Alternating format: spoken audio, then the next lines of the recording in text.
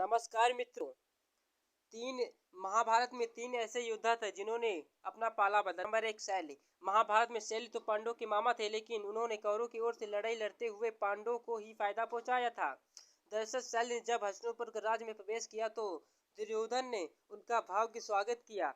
बाद में दुर्योधन ने उनको इमोशनल ब्लैकमेल कर उससे अपनी ओर से लड़ने का वचन दे लिया।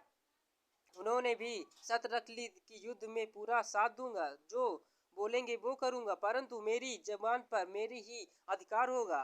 दुर्योधन को इस शर्त में कोई खास बात नजर नहीं आई। शैल बहुत बड़े राथी थे, उन्हें कर्ण का सारथी बनाया गया था। वो अपनी जुबान से कर्ण को हस्तिनापुर करते हुए थे।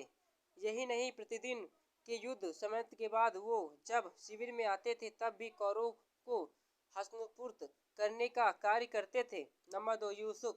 यूसुफ तो कौरवों की ओर से थे, लेकिन वो कौरवों के भाई थे, लेकिन उन्होंने चीरहरण के समय कौरवों का विरोध कर पांडवों का साथ दिया था। बाद में जब युद्ध हुआ तो ऐन वक्त युद्ध के समय युधिष्ठिर के सामने पर पांडवों का दल में शामिल हो गए। उन्होंने अपने खेमे में आने के बाद युधिष्ठिर ने एक विशेष रणनीति के तहत युधिष्ठिर को सीधे युद्ध के मैदान में नहीं उतारा, बल्कि उनके योग्यता को देखते हुए उसे युद्ध के लिए हथियार का रसद की आपूर्ति व्यवस्था का प्रबंध देने के लिए नियुक्त किया। नंबर 3, नारायणी सेना के सेनापति शतकी। युद्ध के पहले दुर्योधन भी श्री कृष्ण से युद्ध में अपनी ओर से लड़ने का प्रस्ताव लेकर द्वारिका गया। इसके बाद कुछ देर ही अर्जुन भी वहां श्री कृष्ण से युद्ध में सहयोग लेने पहुंच गए। उस दौरान श्री कृष्ण सोए हुए थे। दोनों ने उनके जगने का इंतजार किया। जब श्री कृष्ण आंख खुली तो उन्होंने सबसे पहले अर्जुन को देखा, क्योंकि वो श्री कृष्ण के चरण की पास बैठा था।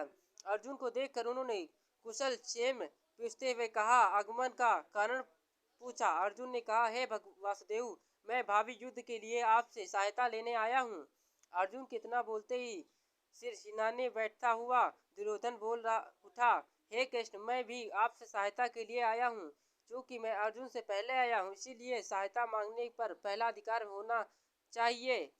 दुर्योधन के वचन सुनकर भगवान श्री कृष्ण ने घूमकर दुर्योधन को देखा और कहा, हे दुर्योधन, मेरी दृष्टि अर्जुन पर पहले ही पड़ी और तुम कहते हो कि तुम पहले आए हो, अतः मुझे तुम दोनों से ही सहायता करनी पड़ेगी। मैं तुम दोनों में से एक को अपनी पूरी सेना दूंगा और दूसरी ओर साथ में स्वयं रहूंगा।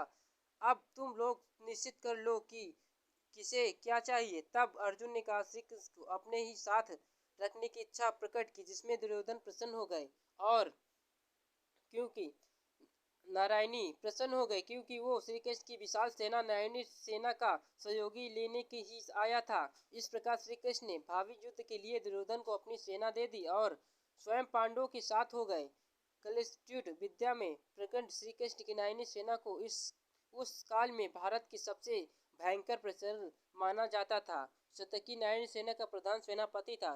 कायदे उसे अर्जुन की ओर से लड़ना चाहिए था, लेकिन उन्होंने पांडवों की ओर से लड़ने का निश्चय किया था। अगर आप हमारे चैनल पर नए हैं तो हमारे चैनल सब्सक्राइब करें, कमेंट करें।